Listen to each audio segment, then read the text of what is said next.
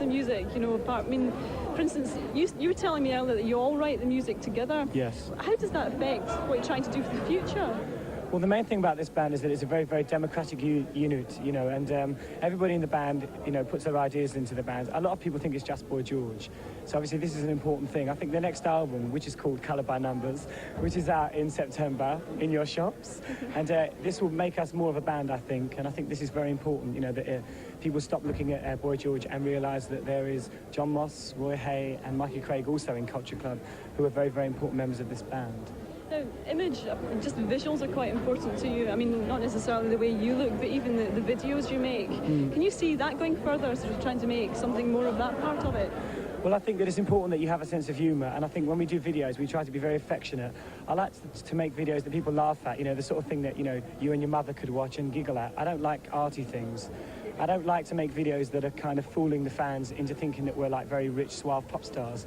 I think that I like to be very real, you know, It's important. Okay, thanks a lot for talking. Just sorry for keeping you waiting so long. Well, you've still got time You've still got time, looking at the right camera now, to phone in for the competition. You know the competition about the harmonica and so on. But the lines do close at 10:30, so make sure you do. But now we have the results of your video phone-ins. Now this is Police. Now this isn't their new single. This is actually a track off the album. Oh, you chose it. Here it is.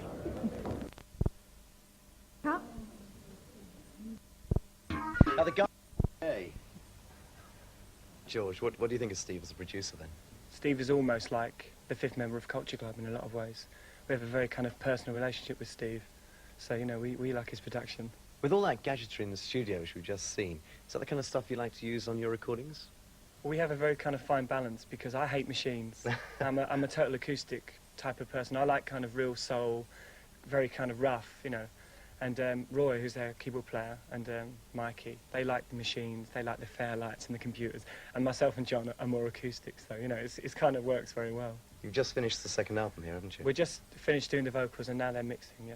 And do you get involved in the mixing? Well, what originally happened was that we all came down and we all poked our fingers and tried to touch the digits and everything, you know. And now what we do is John comes as our ear with Steve, because, you know, we have a very, as I said before, we have a very personal relationship with Steve. So, like, the way we do things is not like the way he does it with other people. You know, we do things differently. I think a lot of bands think they're going to get the Culture Club sound when they come to Steve, but we have quite a unique situation with Steve, I think.